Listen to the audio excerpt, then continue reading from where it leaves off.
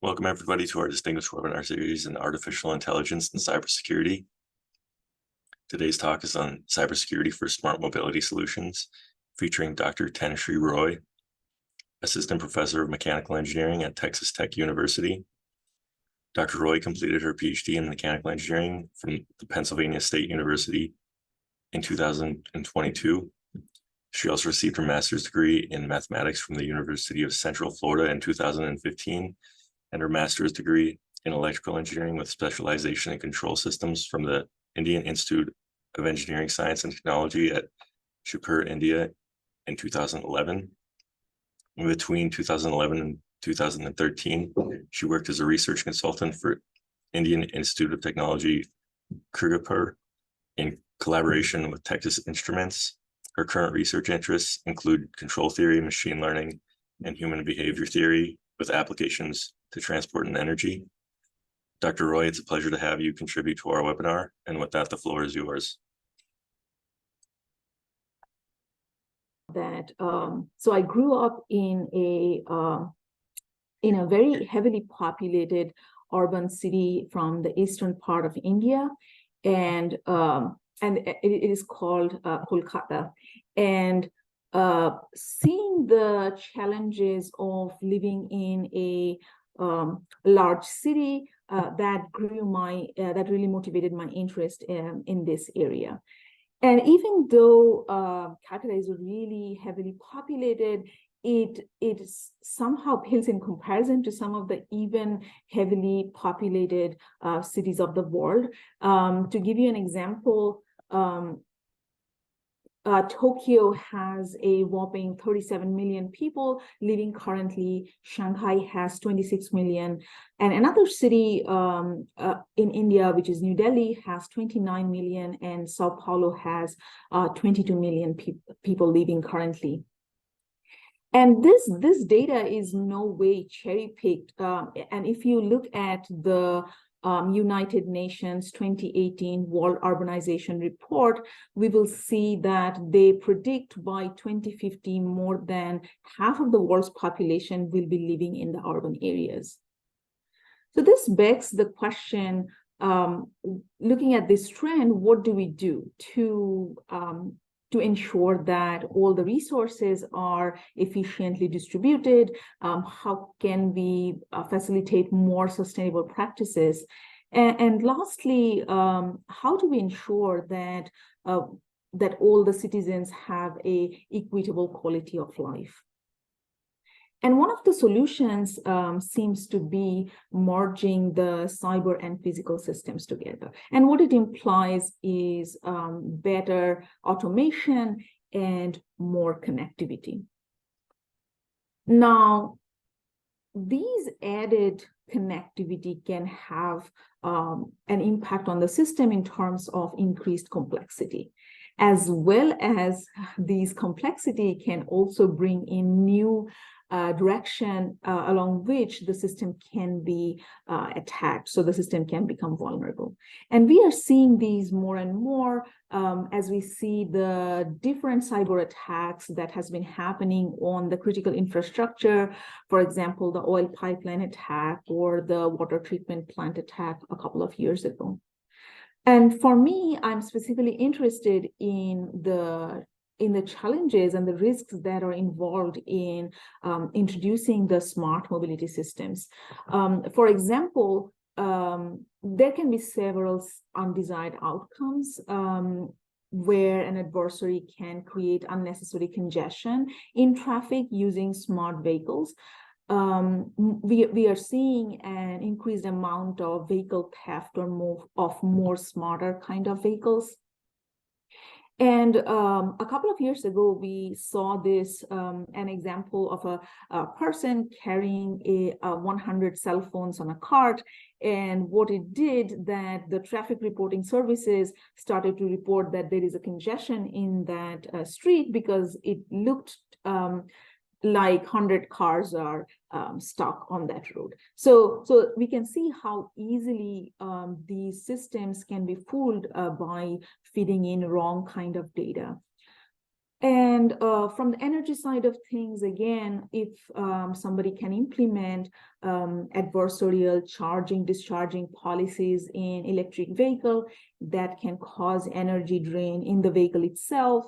And even like if this is done on a large scale, that can cause disruption in the grid side as well. And if these undesired outcomes are not scary enough, we have more critical, unsafe outcomes from these attacks as well. For example, we can have collision, or rogue vehicles can have disengaged safety. And again, from the energy side, if the charging, discharging policies are critical enough, it can cause thermal runaways in batteries. And also it was shown by some of the researchers, such as Riley in 2016, that if an attacker has enough attack vectors, have access to enough attack vectors in a large-scale traffic scenario, they can create arbitrary traffic pattern. And that can mean multiple things. For example, maybe they can create a catch me if you can scenario. So looking at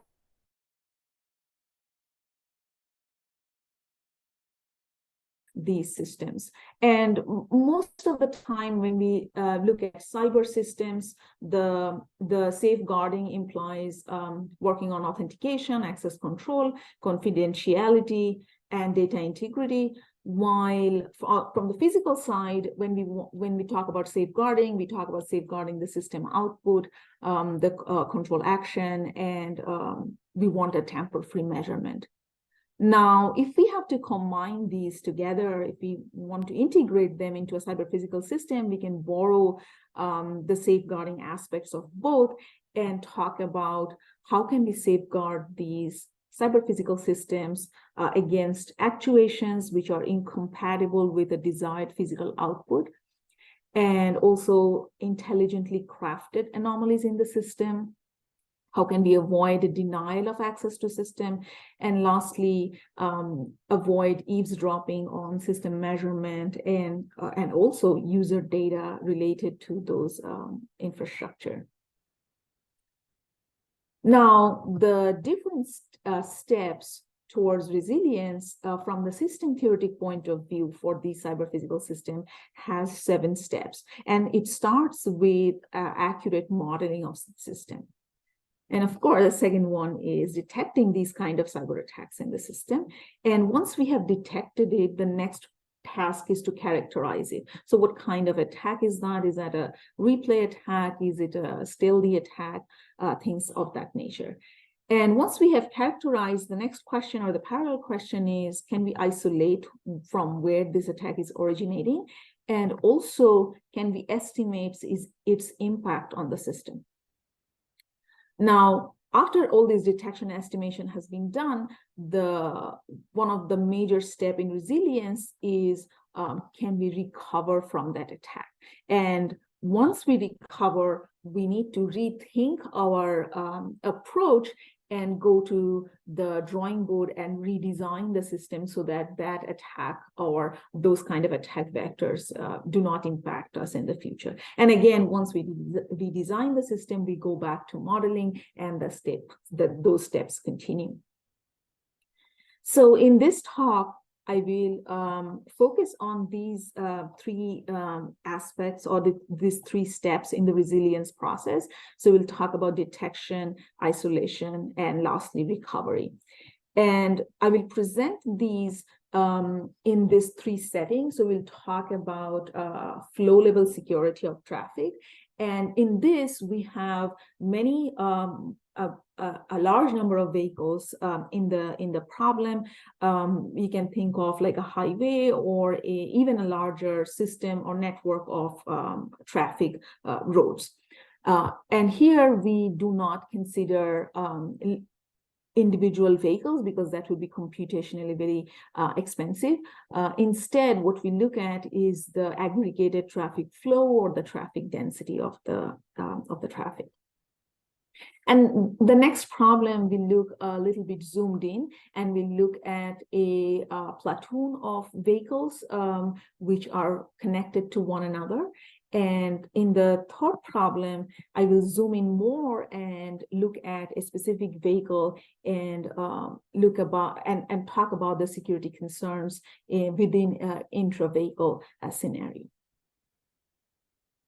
So with that, let me start with the first part, where I will talk about the flow level security. And as I was talking about before, that these smart mobility services are becoming more connected, where we have vehicle-to-vehicle communication, or vehicle-to-infrastructure communication, vehicle-to-cloud, or vehicle-to-people communication. And as these connectivity increases, there is this huge explosion of energy. We have all these communication or data exchange between different platforms. And also that implies there is a possibility of intrusion or cyber attacks, especially from more insecure edge devices. So let us look at a very standard smart mobility scenario and look at how many different ways it can be attacked. So for example, the ramp metering can be talking to the central management system, and that can be compromised. We can have the physical measurements like loop detectors, which measures the velocity and density of traffic. Those data which it transferred to the infrastructure can be compromised. Signals to electronic traffic signs can be compromised. And lastly, we have this huge influx of social data in the system. And as you saw that example where this person just took a bunch of mobile phones and that disrupted the traffic information. So those kind of social data can also be manipulated and corrupted. So with this setting, I will introduce to you a very standard attack detection strategy using system theoretic method. And here, what we consider is we have the system input, we have the system input, which is given to both the system, and also we have the model-based detector algorithm, which also receives this input. Now, we compare the system measurement and the estimated measurement from the model, and we obtain an error. So if there is no attack, especially in the beginning, what we do, we kind of calibrate this model using this error and make sure that under no fault scenario, this error is zero, which implies that this model is, you can think of this like a digital twin of this system. Now, let's say that this model is now able to replicate or mirror this actual system. Now, what will happen if we have an attack on this system? Then we can look at this error, and this error is often called the residual. And if we plot that, and if it crosses certain threshold, and we have this threshold just to incorporate the chances of uncertainty in the system. So once this error crosses this threshold, we can say that there is a mismatch between the model and the system, so the system has been compromised.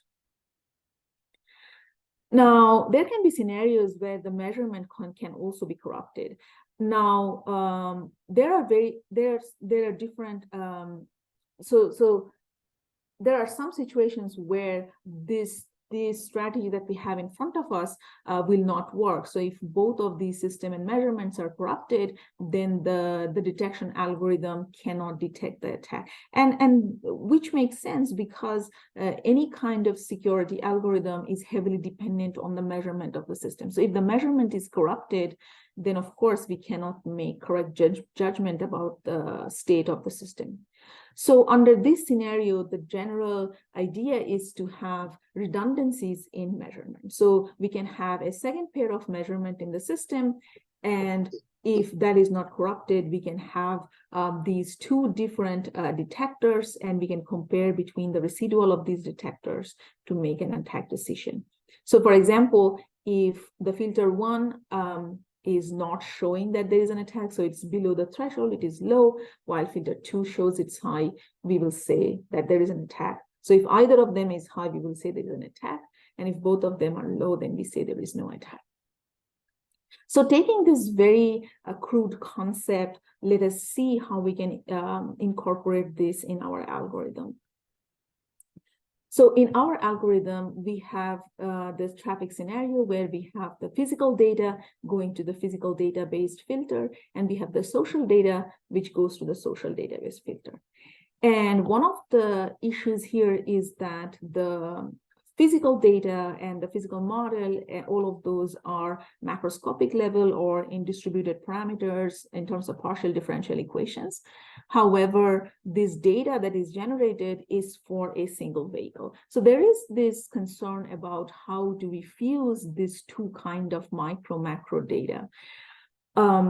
Now, the other question that you might pose that, okay, we understand that we need redundancy in sensor data. Why not have two physical sensors? Why try to incorporate this social data? Now, the advantage of using social data is that it does not require any additional infrastructure. So any kind of physical measurement, we would need to have that additional cost of putting in the infrastructure. And we already have so much social data coming from these mobile devices that we are carrying now. And the other very important factor is that all the physical measurements are mostly static in nature, while these social sensors are moving and are dynamic. So we can also leverage those dynamic behavior of these sensors. Now, like I was mentioning, the different challenges in this scenario is definitely the data reliability of this social sensing that we are getting, the micro-macro connections that needs to be done in this kind of algorithm, and also the time delay caused by the pre-processing and also collection of these data. So the key idea behind our algorithm was to introduce two kinds of models, so fuse two kinds of models. So we have the distributed or Haskell-Zhang traffic model, as well as the microscopic card following model. We used physical and social data in this algorithm.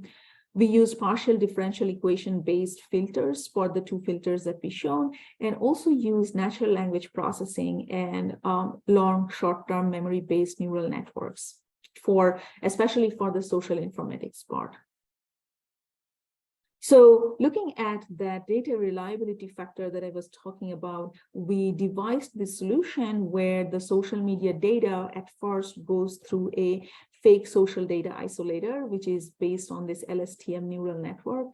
And after that, the social media data, such as tweets or status message updating, and their metadata, all these goes to the social signal processor.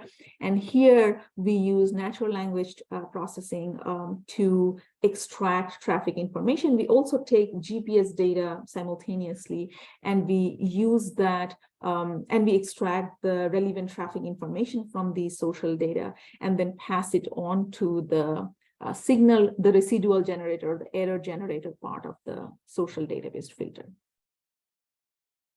Now, let us look at briefly about the mathematical part of these algorithms. So we started with these coupled hyperbolic PDs for the traffic model, and we also linearized it around a set density and velocity, and did this transformation, which converted the density variable to this W variable. And apart from that, we also needed this micro model, where ZI denotes the dynamics of the vehicle, and BI denotes the vehicle, the headway between two vehicles. And from these ZI and BI, we created these variable rho I, which gives us a local estimation of the density. And after we get this density, we smoothen it out using these kernels and get this social signal of YS.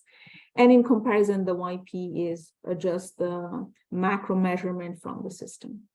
And now we send these measurements to our filter. And if we look at this, so if we look at this, this model, we have the in-domain vehicle attack, and also the inlet attack is denoted by this delta 2. And we see how we have a similar model-based, these output injection-based filter data measurement that we have. And similarly, we have YP, which is the physical measurements that we have. And ultimately, we use these estimates to find these norm of errors given by R1 and R2, which is the residual coming out of these two filters. So again, like I said before, we compare these residuals. Whenever they cross a threshold, we say it is high, and if either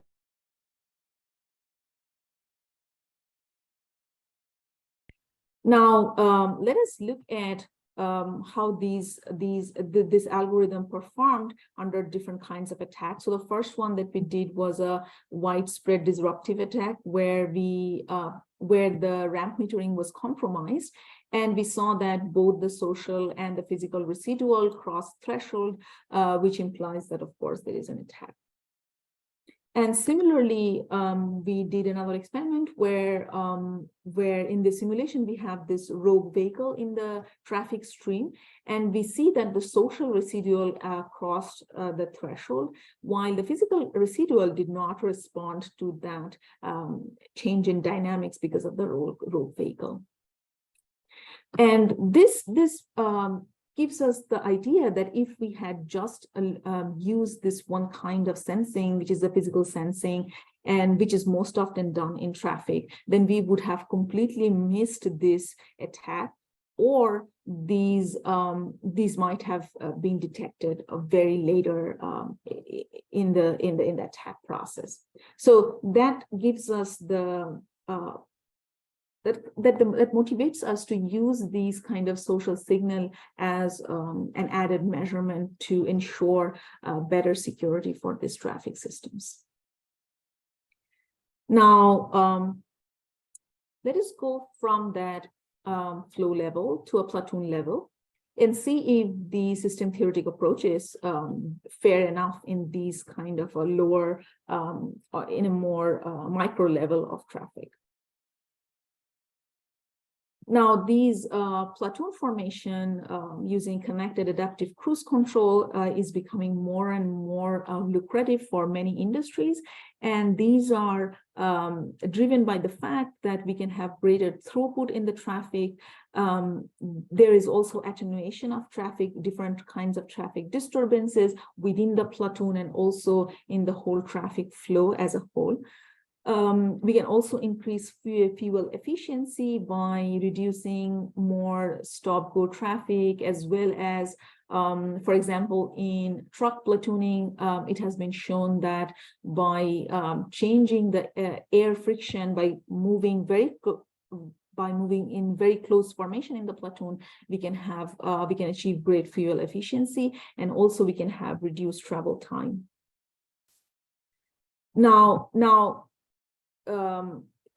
Before going into this, going into our framework, I wanted to mention that this CACC has very stringent control policies, and if these are not strictly maintained, there can be various kinds of string instability in the platoon.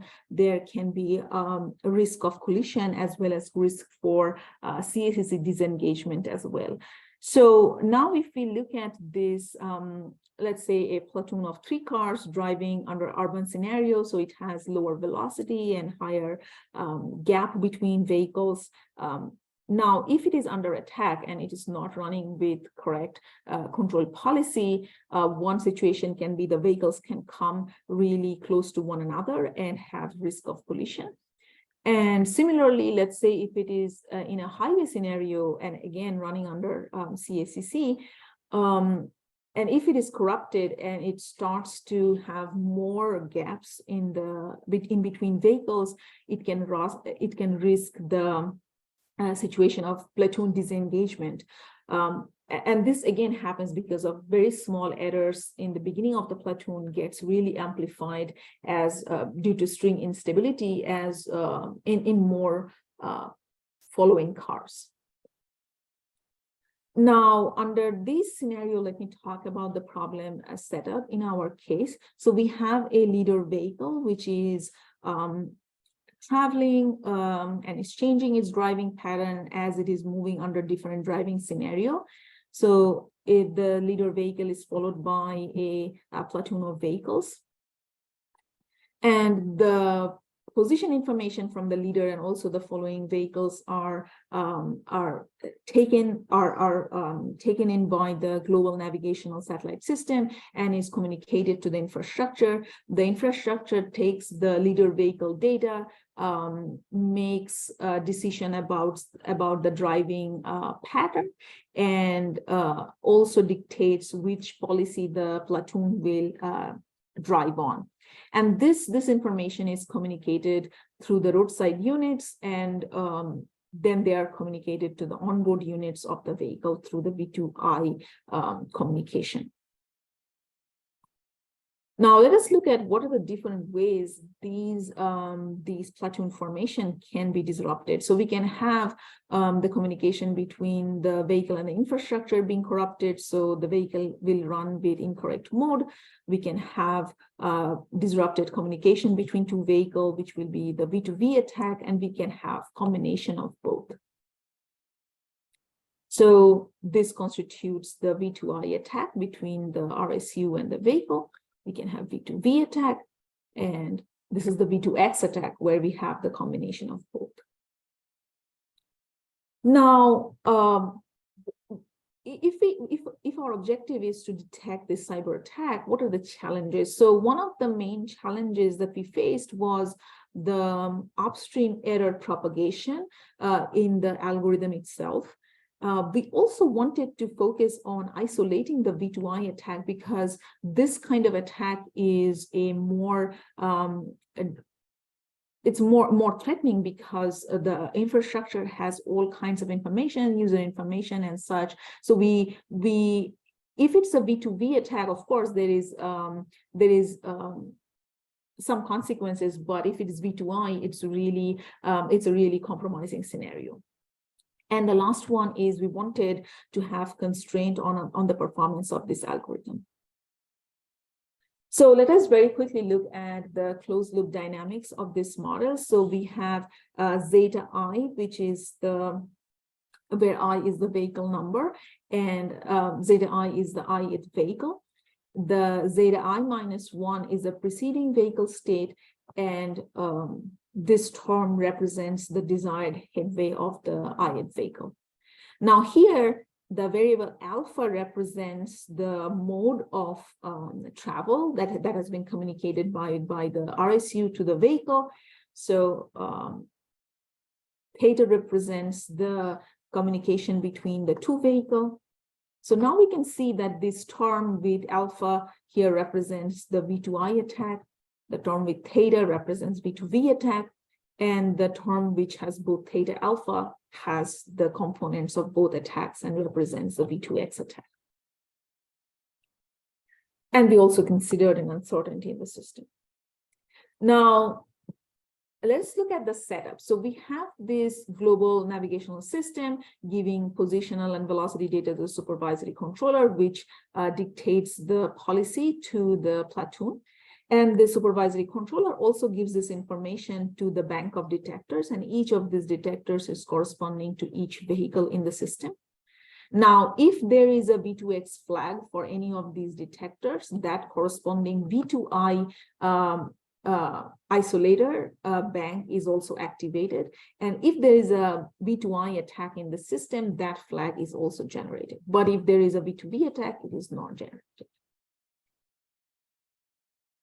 So the detection scheme, again, looks very similar to the model with this added injection term. And here the gain matrix alpha, L alpha is what we are trying to design using different performance guarantees. And you will see this L alpha again in our main result. And I also wanted to mention here that the output of this detector is considered to be Ri, and this is not exactly our residual here, this error, this scaled error. And the reason is, again, this backward error propagation in the connected vehicle scenario. Instead, we have this difference between Ri norm and Ei minus 1 norm, and the max between 0 and that is taken as the residual for our for this bank of detectors. And we look at when this RCI, this residual crosses the threshold, we then say that an attack has happened, and that corresponding isolation scheme is activated. Here, due to lack of time, I have not shown the isolation system, but the isolation algorithm is also very similar to the detection algorithm, where we just suppressed the V2V term in the model. So let us talk a little bit about the performance benchmarks that we put for the design. So we wanted the system to be disturbance to state stable. And we also wanted the system to be robust under uncertainty. So that means that we wanted to reduce false alarm. And we also wanted the algorithm to be sensitive to attacks, which means that we will reduce misdetections.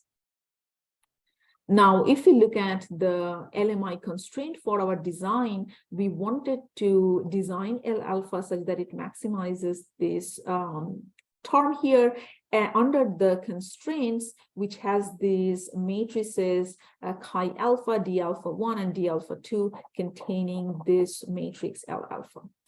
Next, if we focus on this functional, we want to minimize this robustness factor. And again, this robustness factors comes into the constraint through this B1 matrix. And we want to maximize this sensitivity, which comes again through the constraint of B2 matrix. Now, using this optimization tool, we designed our gain L alpha, and let us see how our algorithm performed under different attack scenarios. So the first one that we considered was a V2V attack. And you can see that the V2V, the communication between vehicle 2 and 3, was compromised.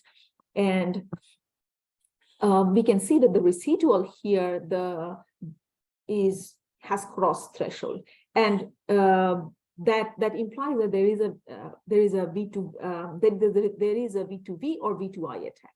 However, if we look at the isolator, we see that isolator did not cross threshold, which means that it is not a V2I attack, as we know.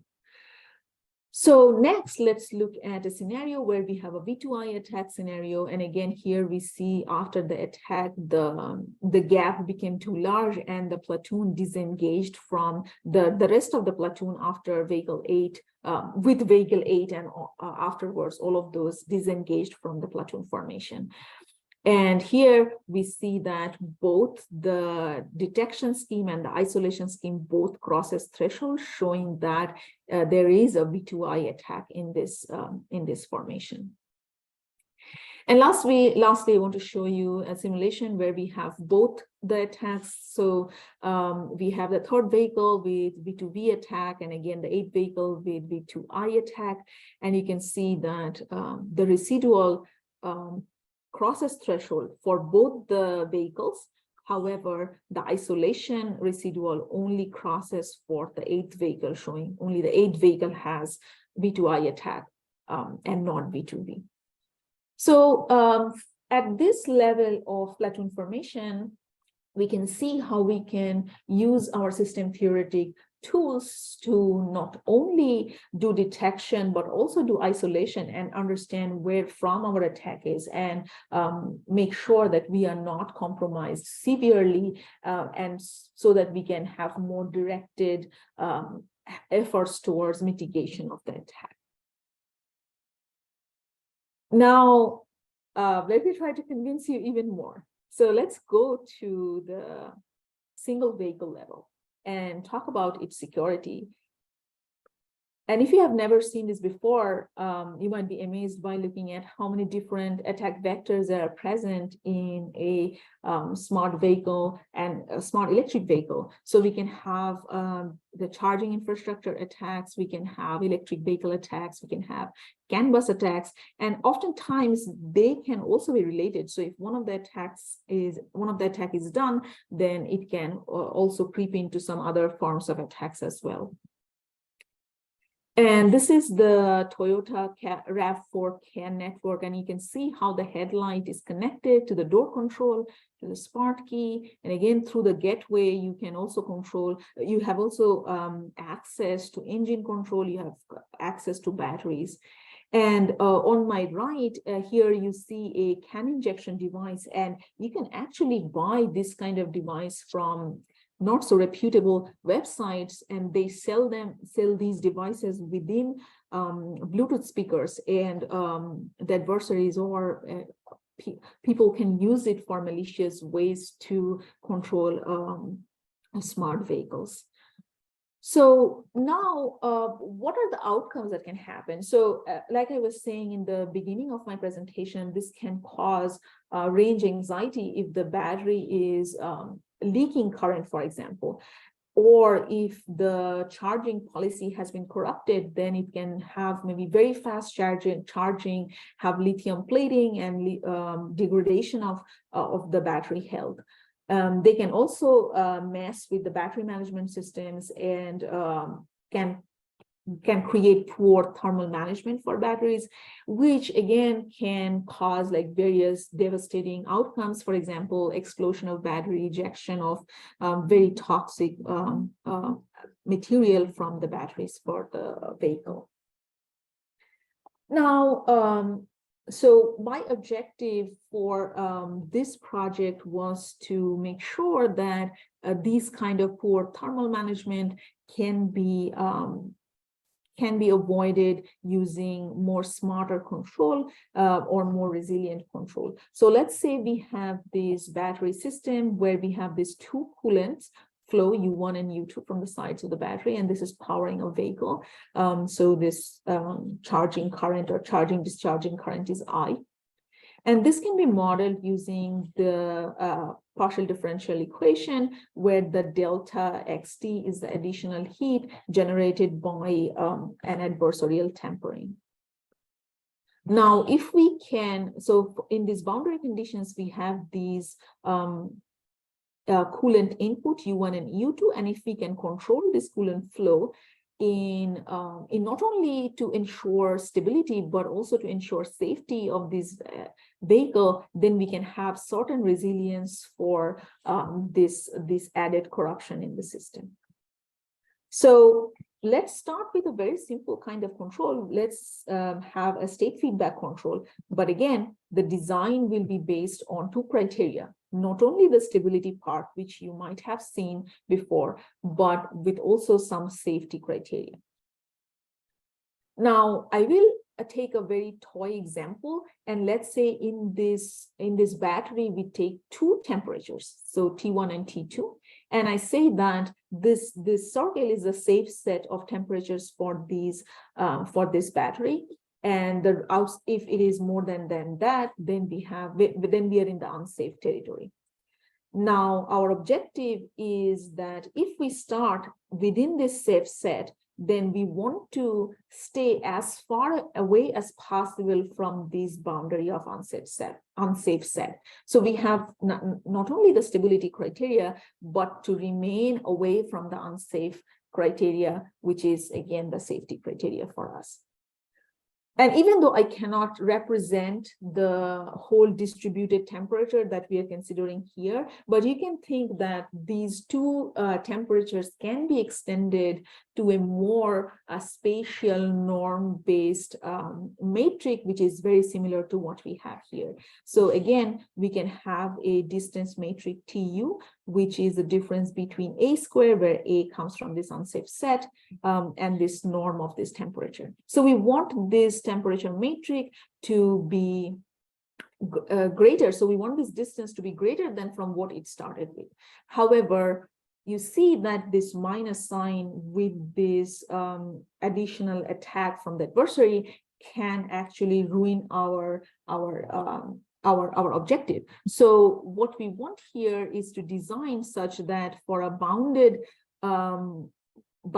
fault or a bounded corruption in the system, we are until certain bound, we are able to have a safer control. So one process to do this is using input to state safety, a barrier function. And this is very similar to Lyapunov function, where we have non-positivity of the barrier function, and also the rate of change is following these kind of inequality. And if we can find this barrier function, we can from there design our controller design our control input UI with this mu I t at boundary, where mu I satisfies these constraints. So using these design criteria, let me show you how we did some simulation experiments where we injected a disturbance which ultimately caused over discharge in the battery. And we can see that because of the disturbance injection, there is heat generation, added heat generation in the system. And after over discharge, that heat generation increases rapidly. And under these scenarios, we implemented two control. One is the red one, which is the stability safety control. The other is just the stability control, which is more standard in literature. And we see that this only stability control has a significant increase in temperatures at both the ends. And in the middle of the battery, actually, we saw that the stability control goes beyond the safe temperature limit, even 5 to 6 degrees above, and where the safety control, the safety stability controller remained within the unsafe boundary. So through here, through these three examples, I was trying to show you how different ways these system theoretic techniques can handle security of traffic under various levels of traffic mobility solutions. However, I also want you to leave with all this current scope and challenges we still have to explore. And the first one is definitely availability, integrity, and meaningful fusion of social data. And of course, whenever we are talking about data, there is concerns about data privacy. We need to understand better about the security of multi-mode systems, which has uncertainties in them. And there are questions or characterization of different attacks. And then in terms of resilience, we again have certain fundamental limitations regarding what kind of attacks can we make the system resilient towards. And from the energy side of mobility, we still have to find reliable energy storage and fast charging algorithms for electric vehicle that has inbuilt secure control. And overall, when we are talking about security, we always talk about increased redundancies in system and more isolation between systems. However, we all understand that incorporating those requires more resources, incurs cost. So the question therein lies that how can we ensure optimized redundancies in system and optimized isolation, and how can we theoretically give analytical guarantees on these isolation? So those are the current challenges and scope that, and if any one of you is interested, you can pursue in the future. And here are the references of some of the material I was referring to in the talk. And thank you so much. And if you have questions, I'd be happy to take them now.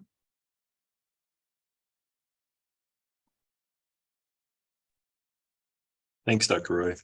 I don't see anything in the Q&A right now, but I have a few while we're waiting. Can you hear me? Yeah, sure. Go ahead. What other non-temperature related resilience metrics for control could be used? That's my Can you first. say that again?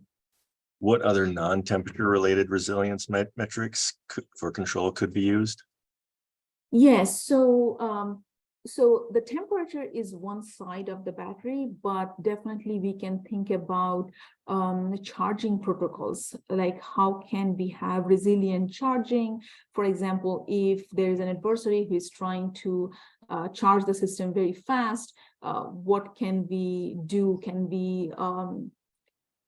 we split that energy to other system, maybe leak that to other system until we find a way to, kind of limp back home, or to have like an emergency stop after we can detect some kind of leakage current and things like that. So from the energy side, we can definitely have control of charging, discharging currents. Okay. And then what are some of the challenges for vehicle platooning?